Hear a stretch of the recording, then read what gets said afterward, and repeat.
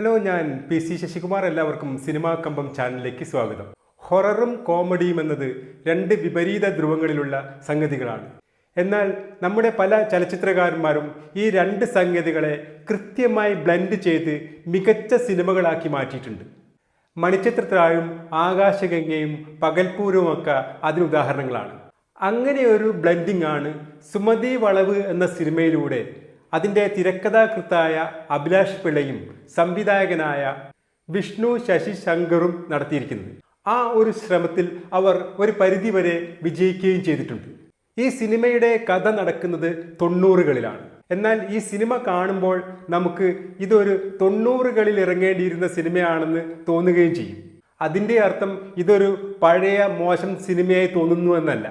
കഥയിലും കഥ പറച്ചിലും അതിൻ്റെ ഇംപ്ലിമെൻറ്റേഷനിലെല്ലാം തന്നെ നമ്മുടെ സിനിമാ രംഗത്ത് അതിനുശേഷം വന്ന മാറ്റങ്ങളെയൊന്നും അധികം ആശ്രയിക്കാതെ 90കളിലേക്ക് ഒരു ഹിറ്റ് സിനിമയുടെ കഥ പറച്ചിലിൻ്റെ രീതി അതേപടി ആവർത്തിക്കപ്പെടുകയാണ് ഈ സിനിമയിലും.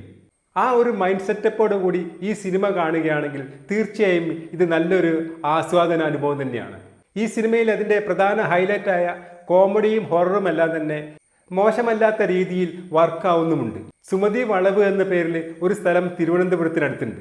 1960കളിൽ ആ വളവിൽ വെച്ച് ഗർഭിണിയായ ഒരു സ്ത്രീയെ കൊന്നതിൻ്റെയും പിന്നീട് ആ സ്ഥലത്ത് പലപ്പോഴും ആ സ്ത്രീ പ്രേതമായി പ്രത്യക്ഷപ്പെട്ടിട്ടുണ്ടെന്നുള്ള കഥകളെല്ലാം നാടോടി കഥകളെപ്പോലെ ഇന്നും പ്രചാരത്തിലുണ്ട്. അങ്ങനെ ഒരു സ്ഥലത്തിൻ്റെയും പേരിൻ്റെയും കഥയുടെയും ബാക്ക്ഗ്രൗണ്ടിലാണ് ഈ സിനിമയുടെ കഥ മുന്നോട്ട് പോകുന്നത്.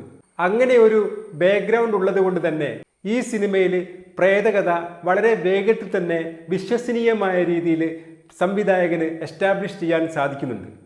മാത്രമല്ല ഈ സിനിമയിൽ പല ഭാഗങ്ങളിൽ വരുന്ന ഗോസ്റ്റ് സീനെല്ലാം തന്നെ ആ ഹൊറർ എലമെന്റ് പ്രേക്ഷകന് ഫീൽ ചെയ്യുന്ന രീതിയിലാണ് അവതരിപ്പിച്ചിട്ടുള്ളത്. സുമതി വളവിൽ നടക്കുന്ന രാത്രി രംഗങ്ങളെല്ലാം തന്നെ ഭയത്തിൻ്റെ മൂഡ് ഒരിക്കലും ചോർന്നു പോകാത്ത രീതിയിൽ ചിത്രീകരിക്കുന്നതിൽ ഷഫീഖ് മുഹമ്മദ് അലിയുടെ ക്യാമറ വിജയിച്ചിട്ടുമുണ്ട്.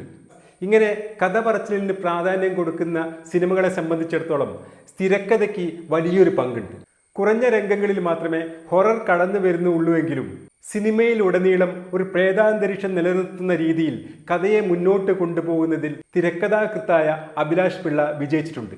മാത്രമല്ല ഈ സിനിമയുടെ ആ ഹൊറർ ഫീലിനെ ഹനിക്കാത്ത രീതിയിൽ ഹ്യൂമർ എലിമെന്റ്സ് ഈ സിനിമയുമായി കൃത്യമായി ബ്ലെൻഡ് ചെയ്യുന്നതിൽ തിരക്കഥാകൃത്ത് വിജയിച്ചിട്ടുണ്ട്. ഇങ്ങനെ ഹ്യൂമറും കോമഡിയും ചേർത്ത് വെച്ച ഒരു സിനിമയെ ലേഗൊന്നും കൂടാതെ പിരിമുറുക്കം നഷ്ടപ്പെടാതെ എക്സിക്യൂട്ട് ചെയ്യുക എന്ന ആ വലിയൊരു ദൗത്യം ഒരു പരിധിവരെ വൃത്തിയായി സംവിധായകൻ ചെയ്തു വെച്ചിട്ടുമുണ്ട്. ഇതോടൊപ്പം തന്നെ എടുത്തു പറയേണ്ട ഒരു സംഗതിയാണ് ഇതിൻ്റെ ബാക്ക്ഗ്രൗണ്ട് സ്കോർ. പ്രത്യേകിച്ചും ഹൊറർ സിനിമകളിൽ പ്രേക്ഷകനെ ഭീതിയിലാഴ്ത്തുന്നതിൽ ബാക്ക്ഗ്രൗണ്ട് സ്കോറിന് വലിയൊരു പങ്കുണ്ട്.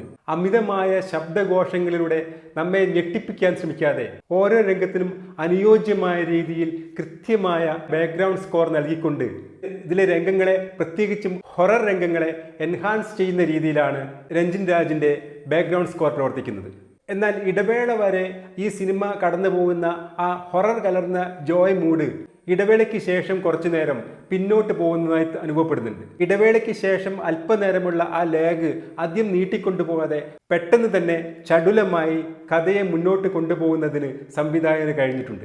ഓവറോൾ കോമഡിയും ഹൊററും ബ്ലെൻഡ് ചെയ്ത ഈ സിനിമ ഒരു നല്ലൊരു എൻ്റർടൈനർ തന്നെയാണ്.